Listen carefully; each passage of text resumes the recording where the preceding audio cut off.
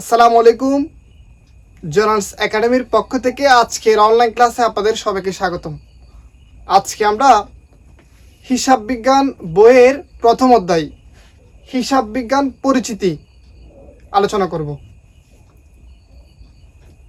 এই যে প্রথমে জানবো আমরা হিসাব বিজ্ঞান কি। হিসাব বিজ্ঞান হলো একটি তথ্য ব্যবস্থা। পরীক্ষায় এমসিকিউ হতে পারে হিসাব বিজ্ঞান কি।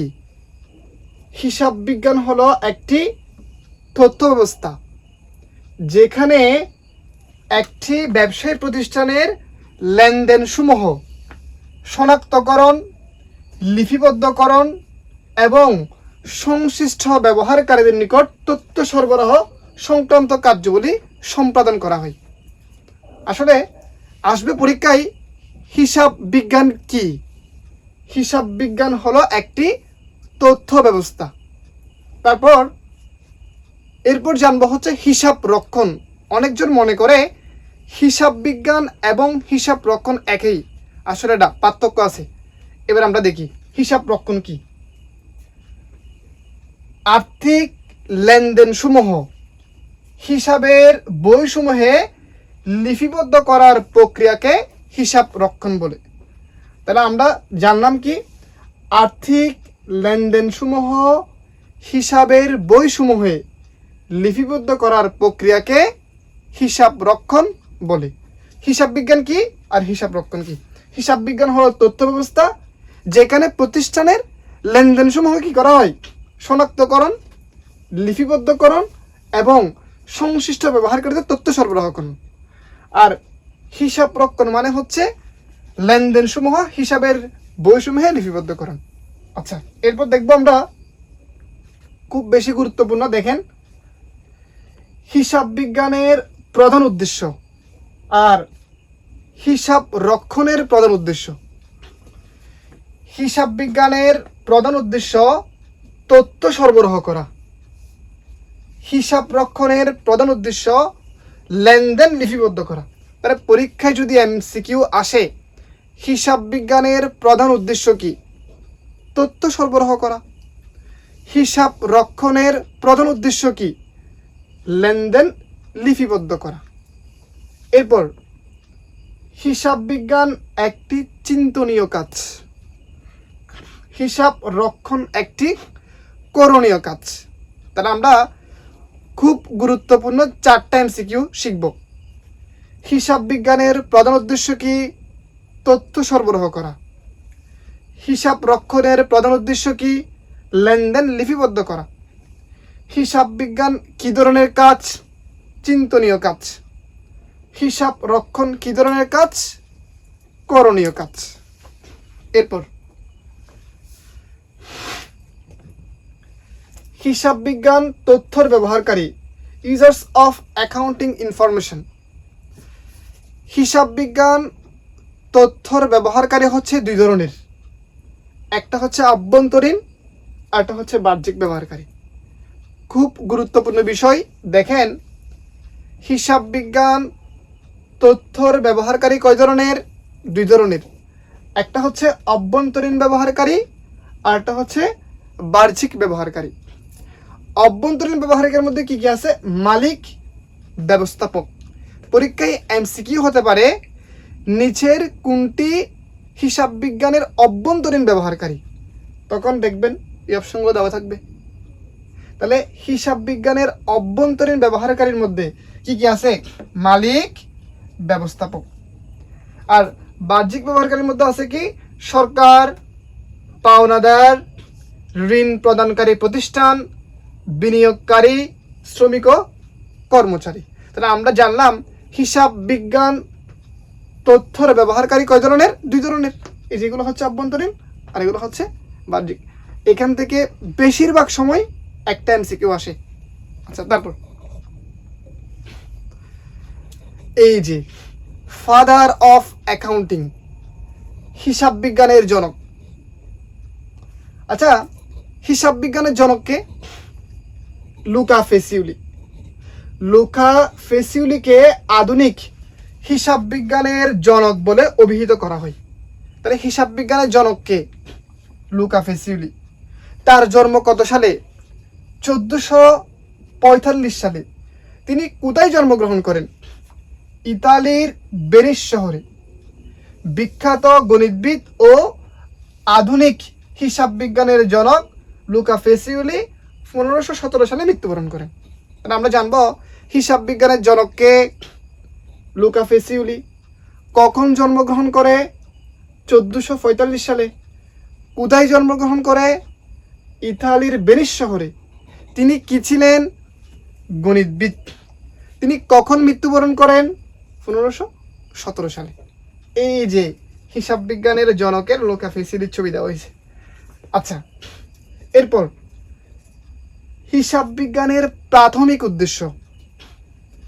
প্রতিষ্ঠানের আর্থিক অবস্থাকে প্রভাবিত করে এমন লেনদেন সকল ঘটনা প্রতিষ্ঠানের আর্থিক অবস্থাকে প্রভাবিত করে এমন সকল ঘটনা লেনদেন হিসাবের বইতে তা লিপিবদ্ধ করা। তাহলে হিসাব বিজ্ঞানের প্রাথমিক উদ্দেশ্য কি?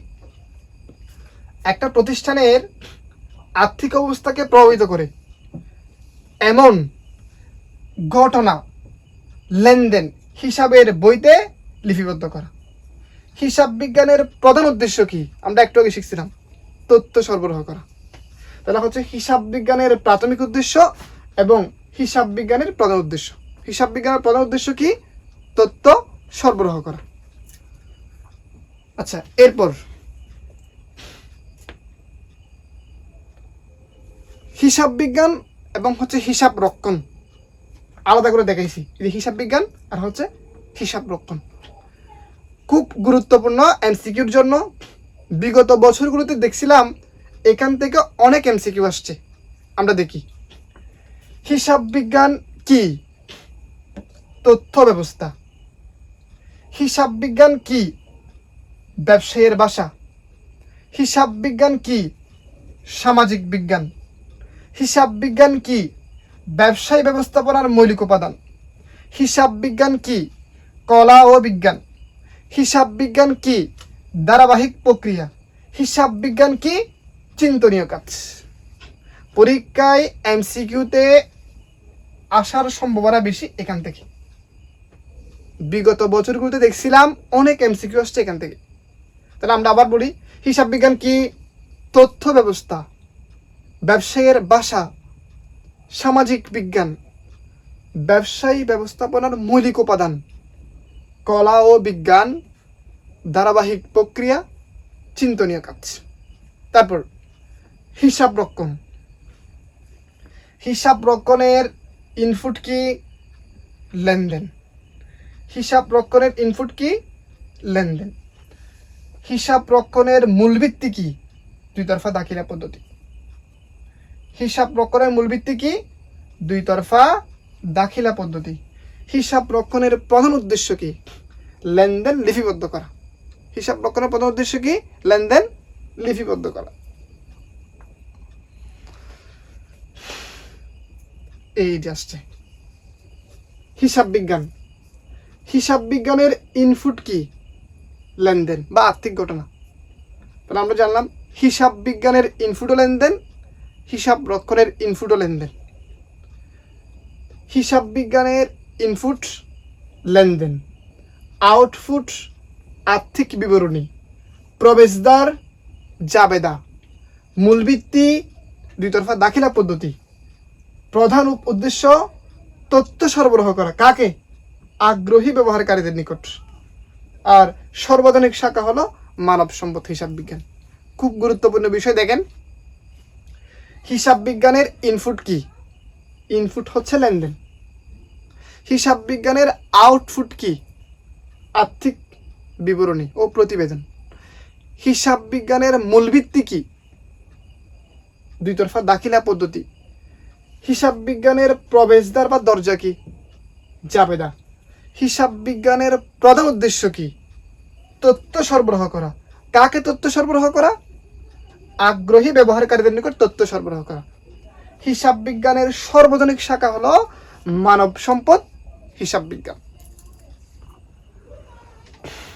গুরুত্বপূর্ণ তথ্য বলি। এখন সংক্ষিপ্ত কতগুলো প্রশ্ন আসে। সংক্ষিপ্ত প্রশ্নগুলো শেখার কোনো দরকার নাই। আপনি যদি বেসিক বুঝেন, সংক্ষিপ্ত প্রশ্ন আপনি নিজেই লিখতে পারবেন। আচ্ছা, অন্যান্য গুরুত্বপূর্ণ তথ্যগুলি দেখেন।